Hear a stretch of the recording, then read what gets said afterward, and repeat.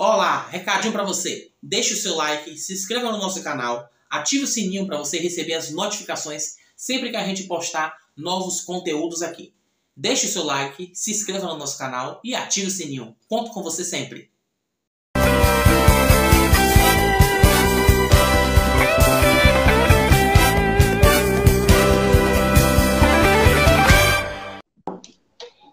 Boa noite, doutor Osmar, tudo bem? Deixa eu ver Leandro aqui. Tá Leandro, já enquadrado entrou? direitinho aí, minha câmera? Deixa o Leandro entrar pra gente resolver isso aí. Cadê? Leandro, deixa eu ver se ele já entrou. Se Leandro chegar. E aí, qual o caso? Tudo bem? Tudo bem, velho. A correria. Corre puxado, diga-se, como eu falei com você hoje de tarde. Leandro chegou. Leandro, manda o convite aí. Pô, meu fone agora só tô ouvindo um lado. Eu tô ouvindo você direito. Ah, é você que tá Não, ouvindo um. eu só tô ouvindo um lado. Tá. Dá uma cutucadinha no plug. Dá uma rodadinha. Não, esse aqui é um fone velho que fica aqui no escritório. É, eu gosto desses pequenininhos, não gosto daqueles. Leandro, mandei um convite aí pra você. Chegou. Agora enquadrou bem. Fala, Leandro. E aí, queridos? Boa, tudo bem? Boa noite. Boa noite, Doutor. doutor José. Boa noite, doutor Thiago. Tudo jóia, como vai? Tudo jóia? Leandro, como sempre, no garbo e elegância, aquele é peculiar. Quando eu virar um advogado, quem sabe, eu seja tão elegante quanto ele. Com certeza. E imponente com esse leão aí atrás. Esse leão eu conheço, acho que eu conheço esse leão aí. Escritório do nosso grande amigo aqui. E aí, pessoal, tudo bem? O pessoal tá chegando, vamos... Leandro acabou me lembrando hoje a data. Mas é amanhã. Eu falei, não, velho, não é amanhã não, é hoje. Ele, mas o card tá amanhã. Eu falei, velho, então o card foi errado. Passou despercebido por mim, por você e por Thiago. Tava com o dia 19, aí depois tava com o dia 17, agora foi pro dia 18 mesmo. Mas tinha que ser hoje, amanhã eu dou aula, depois eu dou aula, não tem como não, aí tá puxado. É sim. Ó, já peço logo desculpas que eu tô meio gripado, então eu tô tossindo, espirrando, tô aqui já naquele princípio Ainda de bem que é virose, virtual, não chatíssimo. corre risco de Exatamente, de contaminação, exatamente. Estamos aqui mantendo Bom, o isolamento. pessoal, eu primeiro queria agradecer a Thiago e a Leandro por aceitar o convite, né? É um tema que ultimamente tem sido tão importante, isso me causou a necessidade de explorar o tema, porque cada vez mais eu tenho pego procedimento, e aqui eu não vou falar nem na esfera criminal, que já é uma coisa já há muito tempo, mas procedimento no âmbito disciplinar da Polícia Militar, com bastante questão digital. E recentemente eu tive um procedimento disciplinar que envolvia Instagram e tal. Aí eu, porra, não, isso aqui não pode não. E aí, os mais antigos como eu, né? Sou mais antigo, então não me dou muito bem com essa tecnologia, com esse mundo digital. Então, às vezes a gente encontra dificuldade. Eu falei, já sei quem é que eu vou chamar. Eu vou chamar Thiago e Leandro, são os dois advogados que eu conheço, especialistas em direito militar. Bom, deixa Leandro se apresentar. Fica à vontade, a palavra é sua. Muito obrigado, doutor José. Meu nome é Leandro Figueiredo, sou advogado, especialista em direito digital e compliance, atuante, né, nas áreas criminais, civil, consumerista, especialista nessa área de direito digital. Seu áudio está um pouquinho baixo. Expertise na crime Eu digital, não sei se é só para mim, mas está um pouquinho baixo. Tá dando para ouvir, pode falar um pouquinho mais alto. Não sei, pode ser o fone. Tá. Dá para ouvir melhor agora? Vai falando. Tá, pera aí. Melhorou? Pronto. Sim. Escutam. Pronto? Bom, meu nome é Leandro Figueiredo, advogado especialista em Direito Digital e Compliance. Tenho expertise nas áreas de crimes digitais, comércio eletrônico, proteção de dados. E estou aqui hoje, né, para a convite do grande Dr. José Osmar, né, especialista em Direito Militar, para poder passar um pouco aí do conhecimento, do parco conhecimento que eu tenho aí na área de direito digital, na parte de provas digitais, né? Acho que é um tema de relevância aí, importante no processo como um todo, né? Para os advogados, tanto início de carreira quanto os mais velhos, que precisam entender um pouco mais, né? Dessa dinâmica aí de provas, né? Produzidas por meios eletrônicos. Então, eu gostaria de agradecer aí o convite novamente, doutor José Osmar. Tiago, fica à vontade, se apresente aí para que o pessoal saiba quem é você.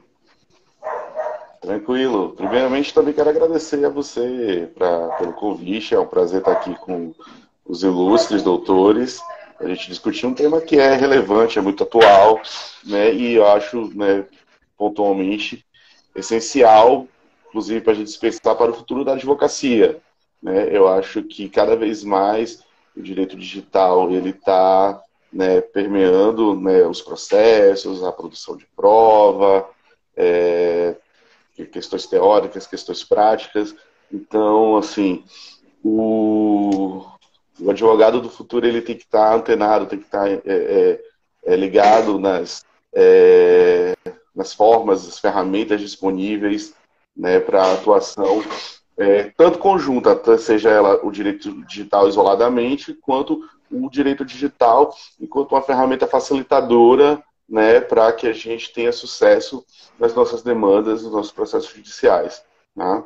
Então, assim, partindo agora para a apresentação, eu sou Thiago Coelho, sou advogado também, sou especialista em direito digital e advocacia civil, né? Atuo na área civil majoritariamente, na área de família, direito imobiliário, também direito empresarial, e é isso. E vamos partir então para a conversa. Maravilha. Vamos para o que interessa, que o pessoal quer saber. Prova, aquele conceito de prova antigo, nós já sabemos, né? Prova é aquilo que é produzido lá no processo para o convencimento lá do magistrado, tá? Beleza. Isso aí tá tranquilo. Mas eu pergunto para os senhores, os especialistas no direito digital. Primeiro, a gente primeiro precisa saber o que é prova digital. Não. Posso responder? Pode. Pode. Eu gostaria só de cumprimentar a ilustre presença aí do professor Alexandre Basílio, o grande professor Alexandre Basílio, unanimidade aí na área da prova digital. Legal. Né? Ele trabalha muito com a parte de crimes eleitorais, então, né, agradeço a presença aí. Que bacana. Também lá que bacana. Bom, então assim, respondendo à pergunta do Dr. Osmar, essencialmente a prova digital é qualquer tipo de informação, né, que tenha um valor probatório, né, para ser utilizada no processo judicial e que ela esteja armazenada num repositório eletrônico digital ou que seja transmitida em redes de informática ou redes de comunicação eletrônica, seja elas assim de caráter público ou privado, né, sob a forma binária e digital.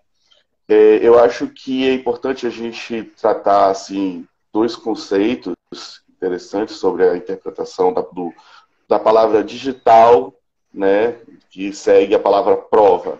Né? Ela permite duas interpretações. Né? Primeiramente, aquela prova que trata a prova digital como uma manifestação de uma ação ou ato ocorrido no meio digital, como, por exemplo, o caso dos crimes cibernéticos. Né?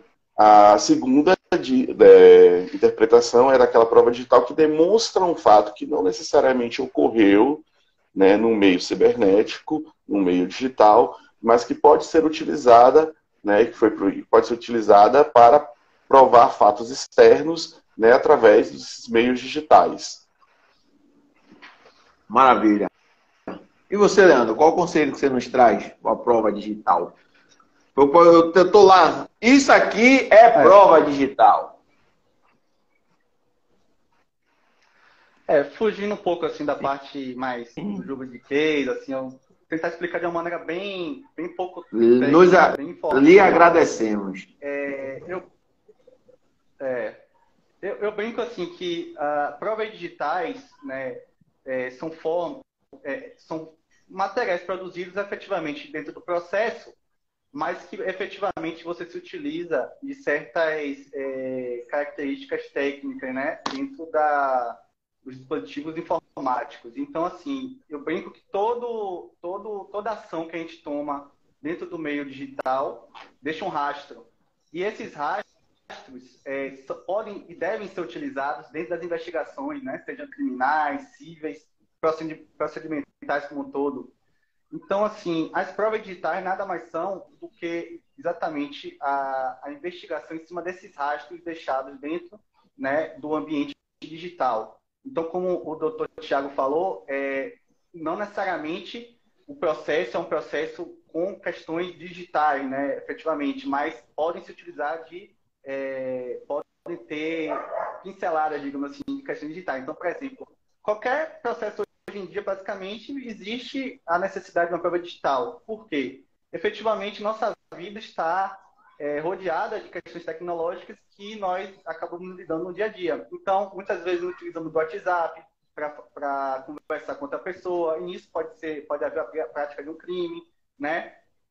Utilizamos de ferramentas de plataformas de e-commerce para comprar algo, e nisso pode sofrer uma fraude, né? Então, diversas plataformas, diversos meios digitais que nós acabamos utilizando e atuando diretamente, e acabam sendo produzidas provas digitais nesse meio. E aí, o importante é entender quais provas podem ser extraídas desses meios, né? Tanto a questão de IP, né? A principal prova que eu brinco, assim, que as pessoas muitas vezes, né? Na verdade, a gente tem uma certa... A gente desvaloriza um pouco, né? A questão do print. A gente fala que o print não é uma prova forte. A principal prova geralmente é a print, porque é a mais importante naquele momento, porque é o que está à mão, né? É o que o cliente, o que tem menos informação, sabe fazer naquele momento, que é registrar o print. E aí, posteriormente, uma ata notarial, né? Uma perícia técnica. Então, de início, um print seria uma prova digital, e, posteriormente, né, a manufatura de uma ata notarial, depois uma perícia técnica e, efetivamente, ações judiciais que a gente pode estar utilizando para poder requerer, né, seja de ofício, seja judicialmente, a quebra, né, quebra telemática e afins para poder obter as provas digitais. Já que você falou aí, eu queria, o Tiago, e depois se você pudesse complementar, você falou em print, tá? Beleza, print. Print é aquela situação que faz no celular, eu posso manusear, manipular a conversa de WhatsApp, então eu posso apagar, posso...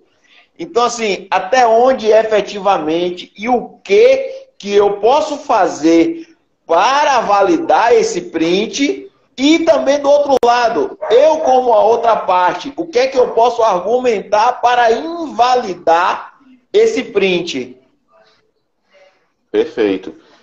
O exemplo do print é assim, o mais notório que existe dentro do direito digital, até porque, como o doutor Leandro falou, é a prova digital mais simples de ser produzida, principalmente pelas partes, né? Mas que corre esse risco, né? Acho que o grande lance da prova digital, ela tem duas coisas que precisam ser observadas, né?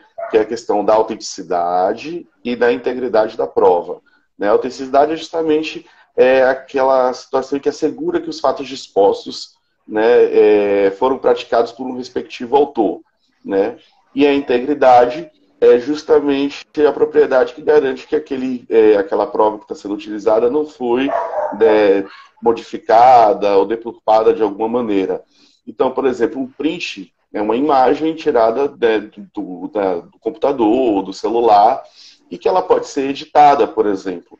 Então, nesse sentido, a ata notarial é uma forma de você validar essa prova, né? Ou seja, você imbuir ela de uma força probatória adequada para que o juiz possa considerá-la como um elemento significativo durante a sua cognição, né, no processo decisório. Né? Existem outras formas de se validar também o print, né? Você pode utilizar, por exemplo, né, eu falo isso porque, por exemplo,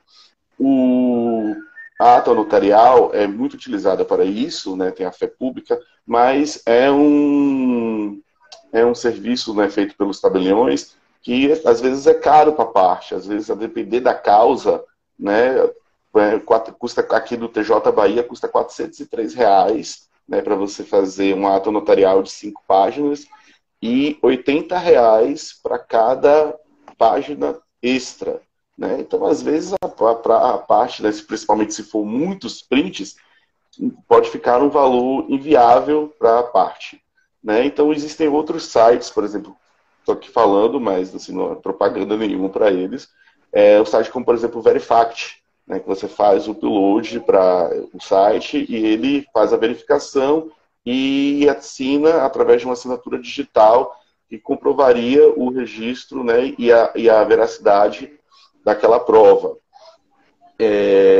Isso é uma forma, né, a utilização de redes de blockchain também pode ser utilizada para poder aumentar, né, essa força probatória daquele elemento que a gente quer utilizar no processo. E isso aí. Eu acho que são dois exemplos interessantes. Uma coisa que eu queria comentar nesse sentido é que, além do print, né, você tem outros exemplos também de provas que você pode utilizar, né, que eu acho que são essenciais, como, por exemplo, dados de geolocalização, logs de IP, e-mail, biometria. Tudo isso são provas, tipos de provas digitais que estão disponíveis e que podem ser utilizadas, né? O advogado ele tem que ficar atento, né, como você falou. Por um lado, eu posso pegar essa prova e imbuir ela de uma determinada força, né, para poder validar ela juridicamente, mas a gente não vê isso costumeiramente nos processos. É bom que isso seja ressaltado. Ainda há muitos casos e que, na verdade, a maioria deles, os prints são colocados de forma aleatória no processo, sem ata notarial, sem qualquer outro tipo de validação. E o advogado que está do outro lado para impugnar essas provas já pode arguir isso, né, que ela pode ser uma prova facilmente editada. Porque uma imagem, né, hoje a gente tem casos de deepfake, né, que altera o rosto da pessoa, até um vídeo altera rosto, altera a voz. Então, a gente não sabe quando a prova pode estar adulterada ou não. Então, é importante você se valer de elementos para poder fortalecer aquele arcabouço probatório que você está utilizando processualmente. Uma coisa que é muito interessante de ser apontada, e que eu sempre falo, né, quando eu estou conversando sobre o tema de prova digital, é sobre a questão das hashes, né? Quando um arquivo ele é gerado, você pode criar, ele tem uma hash que é um código numérico, né, ou melhor, um código alfanumérico, que ele sequencia os bits e os dados de um determinado arquivo, de um determinado documento digital. E quando você, por exemplo, tem um arquivo, né, e que você está comparando a outro, né, para dizer assim, ó, esse daqui é o arquivo verdadeiro, esse daqui é o arquivo falso. Uma comparação de hashes, né, através de uma perícia digital, ela evidencia isso. Porque qualquer alteração, né, por exemplo, você pegar uma imagem e alterar um pixel que seja na imagem, você já vai alterar aquela hash e aquele arquivo não vai ser igual ao outro. Então você já mostra uma inconsistência, né, aí que já está evidente, por exemplo. E aí, Leandro? Caiu no colo, o MP juntou umas provas digitais, print e tal, não sei o que, e foi para perícia. O que a gente tem que se atentar para perguntar? O que a gente não pode... o advogado não pode deixar passar isso aqui com a quesitação na perícia quando tem prova juntada digitalmente. Sim. É importante se pedir, se tiver interesse efetivamente, entender que aquela prova tem alguma... esteja corrompida de alguma maneira, né? Seja na questão, né, como o próprio doutor Tiago falou aí, na veracidade, na questão da integridade, se pedir talvez uma nova perícia, acho interessante, né? fazer uma perícia própria, uma forma de defesa, ou se solicitar uma nova perícia. Isso se for possível. Né? Às vezes, a gente na parte de prova digital, na verdade, todo tipo de prova, mas a gente trabalha com a questão da cadeia, né? Cadeia de prova. Então, assim, muitas vezes, se você não puder assegurar a cadeia de provas, fica muito complicado você justificar, né? Você conseguir dar a questão da integridade da prova, né? Você conseguir apresentar a integridade da prova. O que acontece muitas vezes é que, por desconhecimento, muitas vezes, das forças policiais, né?